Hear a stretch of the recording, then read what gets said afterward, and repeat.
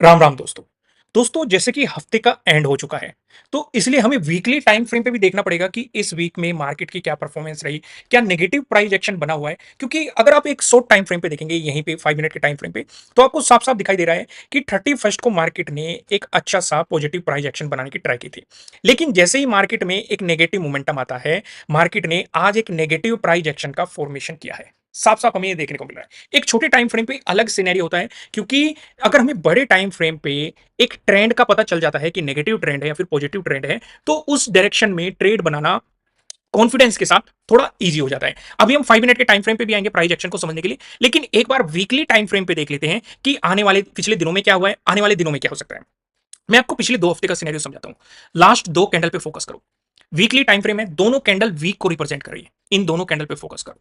Last की जो 2 candle आपको देखने को मिल गई, पहली कैंडल को समझने की ट्राई करो, बहुत इंपॉर्टेंट चीज है। इस तरह की आपको कैंडल देखने को मिलेगी। क्या बता रही है ये कैंडल? ये बता रही है कि इसमें सेलिंग प्रेशर है, ऊपर से सेलिंग आई है। इसके साथ साथ इसने एक और बात कही है। बायर्स ने कोशिश किया था कि मार्केट में पॉजिटिव मोमेंटम आए, वो ऊपर लेके गए, लेकिन सेलिंग प्रेशर ज्यादा था, सेलर्स की जीत हुई, तो वो मार्केट को नीचे लेके आए। अगली कैंडल पे फोकस करो। ये रेड कैंडल बनी हुई है। अगली कैंडल पे अगर आप फोकस करने की ट्राई करेंगे तो आपको साफ साफ दिखाई देगा, अगली कैंडल भी रेड कैंडल बनी है और उसमें भी ऊपर से सेलिंग प्रेशर है। सेम ही कंडीशन है। बायर्स ने फिर से कोशिश की थी मार्केट को ऊपर ले जाने की, लेकिन सेलर्स की जीत हुई। यानी कि पिछले 2 हफ्तों से बायर्स पूरी कोशिश कर रहे हैं कि मार्केट ऊपर जाए, और वे मार्केट को पुश करके ऊपर की तरफ लेके भी जाते हैं, लेकिन वहां से हमें एक रिवर्सल मार्केट में देखने को मिलता है। इसके साथ साथ यहां पे एक चीज पे और फोकस करने की जरूरत है, वो है 25,000 का राउंड लेवल। ध्यान से अगर आप नोटिस करेंगे बात को, तो आपको एक चीज दिखाई देगी। 25,000 आपको इस एरिया पे दिखाई देगा। यानी कि पहले वीक इस एरिया का मार्केट ब्रेकआउट दे चुका था, लेकिन प्राइस ऊपर सस्टेन नहीं हुआ। सेलर्स मार्केट को 25,000 से नीचे लेके आए। ये क्यों इतना ज्यादा इंपॉर्टेंट है? ये इसलिए ज्यादा इंपॉर्टेंट है, इस वीक भी जो रिजेक्शन लिया गया है वो भी 25,000 के जोन के पास से ही लिया गया है, अगर आप यहां पे फोकस करेंगे तो। यानी कि पिछले 2 हफ्तों से बायर्स ने कोशिश करी है 25,000 का ब्रेकआउट देने की। तो यानी कि अगर मार्केट पॉजिटिव होता है तो उस सिनेरियो में 25,000 हमारे लिए एक इंपॉर्टेंट रेजिस्टेंस के रूप में सामने दिखाई देगा। यहां तक चीजें क्लियर हुई। अभी मैं आपको सप्लाई और डिमांड जोन के अकॉर्डिंग भी दिखाऊंगा, उस अकॉर्डिंग भी 25,000 आपके लिए एक इंपॉर्टेंट एरिया हो जाता है। अब दूसरी चीज पे फोकस करो। क्या फिर से आपके मन में एक सवाल उठेगा, क्या 25,000 से पहले कोई इंपॉर्टेंट जोन है? बिल्कुल है। 24,800 है। ये मैं आपको वन डे के टाइम फ्रेम पे समझाऊंगा। इसे वापस समझेंगे जब वन डे के टाइम फ्रेम पे चलेंगे, लेकिन अभी हम वीकली टाइम फ्रेम का एनालिसिस कर रहे हैं, तो इसलिए पूरे वीक के दौरान क्या हुआ, कौन सी इंपॉर्टेंट चीज है, उन चीजों को समझना जरूरी हो जाता है। यहां पे 2 चीजों पे और फोकस देना चाहिए। पहली चीज जो हमारे लिए निकल के आती है, ये वाला एरिया जहां से रिजेक्शन प्लान किया गया है, पहले भी मार्केट यहां पे रेजिस्टेंस की तरह एक्ट कर चुकी है, घूम फिर के बाद फिर से वहीं पे आ जाती है 25,000 टू 25,200। ये वाला जो जोन है, ये एक इंपॉर्टेंट एरिया बन जाता है। नीचे फोकस करो। जिस एरिया पे मार्केट खड़ा हुआ है, जिस एरिया के पास खड़ा हुआ है, ये पहले रेजिस्टेंस रहा, ब्रेकआउट मिलने के बाद सपोर्ट रहा। हर एक वीकली कैंडल पे फोकस करो। यहां से मार्केट में डिमांड लाई गई है। आपको हर एक कैंडल में इस तरह की वीक, किसी में छोटी किसी में बड़ी, इस एरिया पे इस तरह की वीक देखने को मिलेगी। यानी कि नीचे की तरफ इंपॉर्टेंट हो जाता है 24,500।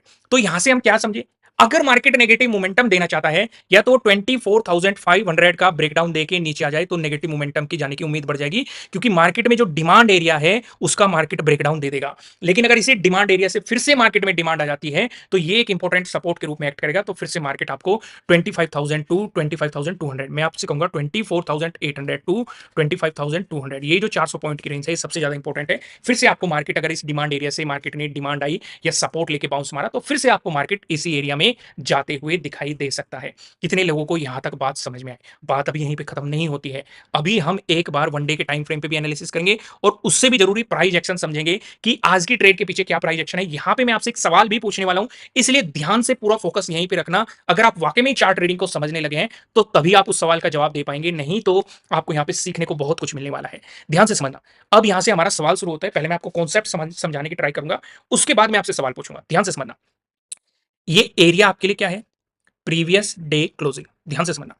आज की फर्स्ट वाली कैंडल को देखो, इस तरह की कैंडल आपको देखने को मिल रही है।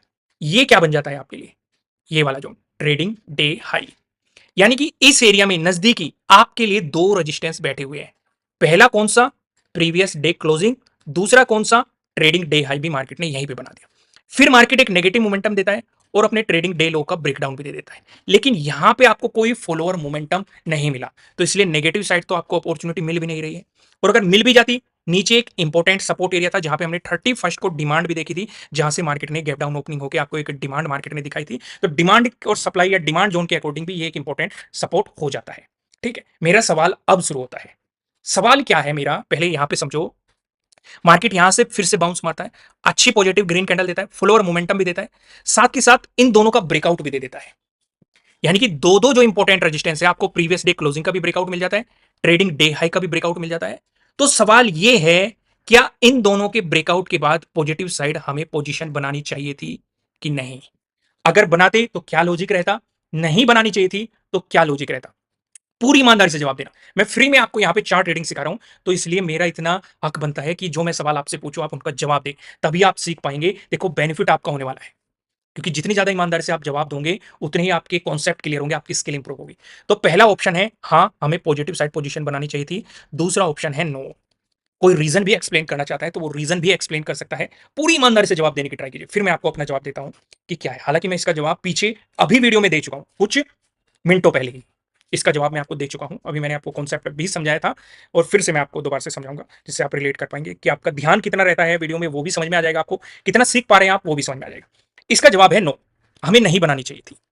और एक नहीं, मेरे पास दो दो रीजन है, और रीजन का एक्सप्लेन किया मैंने आपको यहां पे एक्सप्लेन किया। क्या एक्सप्लेन किया? जब मार्केट ट्रेडिंग डे लो का ब्रेकडाउन दे रहा था तो कोई फॉलोअर मोमेंटम नहीं मिला। ठीक वैसे ही जब मार्केट यहां पे ब्रेकआउट दे रहा है, चाहे ट्रेडिंग डे हाई का ब्रेकआउट दे रहा हो या प्रीवियस डे क्लोजिंग का ब्रेकआउट दे रहा हो, दोनों का ब्रेकआउट दे रहा है, लेकिन कोई फॉलोअर मोमेंटम नहीं मिल रहा। जब भी किसी एरिया का ब्रेकआउट होता है तो उसे फॉलो थ्रू करने के लिए एक मोमेंटम जरूर चाहिए, तभी तो हमें कॉन्फिडेंस आता है कि वाकई में इसका ब्रेकआउट दे दिया गया है। अगर ये फॉलोअर मोमेंटम नहीं आता तो इसका मतलब ये ट्रैप होने की ज्यादा पॉसिबिलिटी है। कई बार ऐसी सिचुएशन भी बन जाती है, मार्केट फॉलोअर मोमेंटम नहीं देता है, एक इनसाइड कैंडल बना के तब ब्रेकआउट देता है, तो हम इसे रीटेस्ट में कंसीडर कर लेते हैं। लेकिन अगर इनसाइड कैंडल बना के या थोड़ी सी साइडवेज कैंडल बना के मार्केट ब्रेकडाउन दे देता है तो इसे फेक ब्रेकआउट में कंसीडर कर लिया जाता है। तो यहां पे मार्केट ने फेक ब्रेकआउट दिया। तो पहला रीजन क्या है ना ट्रेड करने का, कि कोई फॉलो थ्रू मोमेंटम नहीं मिला ब्रेकआउट के बाद। दूसरा रीजन भी काफी ज्यादा सिंपल और आसान है। क्या है दूसरा रीजन? दूसरा रीजन ये है कि मार्केट में ऊपर एक इंपॉर्टेंट रेजिस्टेंस है 24,800। मैं आपको हमेशा एक्सप्लेन करता हूं, आपका कितना भी बेहतरीन सेटअप क्यों नहीं बन रहा हो, अगर नजदीकी रेजिस्टेंस बैठा हुआ है तो मार्केट सब कुछ इस रेजिस्टेंस के अकॉर्डिंग ही डिसाइड करता है। चाहे इसका ब्रेकआउट देना हो, चाहे रिवर्सल प्लान करना हो, चाहे साइडवेज जाना हो। ज्यादातर केस में ये जो सेटअप बन रहा था रेजिस्टेंस से पहले, ये हमारा कोई भी डायरेक्शन डिसाइड नहीं करता है। रीजन मैंने आपको बहुत सारे एक्सप्लेन किया, जैसे मैं अभी आपको एक एक्सप्लेन कर देता हूं कि मार्केट ब्रेकआउट दे रहा है, आपने पोजीशन बना ली और यहीं पे साइडवेज हो गया मार्केट, फिर चाहे ब्रेकआउट भी दे दे, इस साइडवेज मोमेंटम में ही वो आपके प्रीमियम को गला देगा। ब्रेकआउट पे या तो आपको कुछ क्वांटिटी ऐड करनी पड़ेगी उसे एवरेज करने के लिए, या फिर समझदारी इसी में है कि आप उसका इंतजार करो, रेजिस्टेंस का ब्रेकआउट मिल रहा है या फिर रिवर्सल मिल रहा है या फिर साइडवेज मिल रहा है, तो उसमें ज्यादा समझदारी होती है। समझ में आ गई यहां तक चीजें? तो ऊपर की तरफ फाइट क्या चल रही है? 24,800, इसका भी एक रोल होने वाला है, इसे भी हम समझेंगे जब मैं आपको 15 मिनट के टाइम फ्रेम पे लेके जाऊंगा। लेकिन उससे पहले मैं आपको बहुत सारी चीजें वन डे के टाइम फ्रेम पे यहां पे समझाने वाला हूं। लेकिन पहले आप इस बात को भी समझ लीजिए, इस एरिया को भी समझने की ट्राई कीजिए। यहां से डिमांड आई मार्केट ने, फिर से मार्केट ने आज भी इसकी रेस्पेक्ट की है, सपोर्ट लेने की ट्राई की है, फिर लास्ट में मार्केट ने इसका ब्रेकडाउन दे दिया। तो अब क्या हो गया, अगर छोटे तौर पर हम इस बात को समझे कि पहले एक इंपॉर्टेंट सपोर्ट था, ब्रेकडाउन मिल गया, तो अगर रिवर्सल आया तो ये एक इंपॉर्टेंट रेजिस्टेंस के रूप में एक्ट कर सकता है। या फिर एक छोटे टाइम फ्रेम पे प्राइस एक्शन को हम समझने की ट्राई करें तो यहां पे आपको काइंड ऑफ एक ट्रायंगल पैटर्न भी दिखाई देगा, उस ट्रायंगल पैटर्न का ब्रेकडाउन भी दिख रहा है, फॉलोअर मोमेंटम भी मिल रहा है। देखो, चार्ट को जितने अच्छे तरीके से देखेंगे उतनी सारी चीजें आपको यहां पे दिखने लग जाती है, इसलिए समझने की ट्राई किया करो। मैं वीडियो को लाइक कर देना, अभी वीडियो खत्म नहीं हुआ, वन डे के टाइम फ्रेम पे भी हम डिस्कशन करेंगे डिटेल में क्या सिनेरियो बन रहा है। आइए वन डे के टाइम फ्रेम पे आ जाते हैं। वन डे के टाइम फ्रेम पे सिचुएशन को समझो। अभी एक इंपॉर्टेंट सपोर्ट जोन के पास है, इस एरिया से बार बार मार्केट में डिमांड आई है और अभी रिसेंटली भी मार्केट यहीं से बाउंस हुआ था, तो फिर से उसी एरिया पे खड़ा है।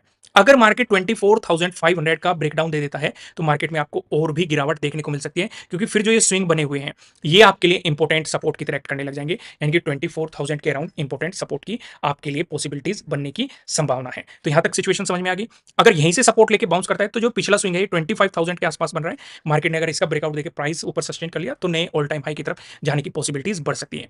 अगर हम 15 मिनट के टाइम फ्रेम पे सिनेरियो को समझे कि एक छोटे टाइम फ्रेम पे क्या सिनेरियो चल रहा है, तो जैसे कि ये एक डिमांड एरिया हमारे लिए बना हुआ था, आज भी मार्केट ने इसकी रेस्पेक्ट करी, इसका ब्रेकडाउन मिल चुका है, तो वापस आते समय एक इंपॉर्टेंट सपोर्ट की तरह एक्ट करेगा, इंपॉर्टेंट रेजिस्टेंस की तरह एक्ट करेगा, सॉरी मैंने सपोर्ट बोल दिया, रेजिस्टेंस की तरह एक्ट करेगा, इसका ब्रेकआउट मिलता है तो ये वाला स्विंग इसका ब्रेकआउट मिल गया तो प्रीवियस डे हाई, इसका ब्रेकआउट यहीं पे आपका 24,800 भी है। समझ में आ गया आपको अच्छी तरीके से। लेकिन अगर मार्केट एक नेगेटिव मोमेंटम दिखाता है तो एक इंपॉर्टेंट सपोर्ट 24,500 के पास हो सकता है। इसका ब्रेकडाउन मिल गया तो आपको और भी ज़्यादा नेगेटिव मोमेंटम मार्केट में देखने को मिल सकता है।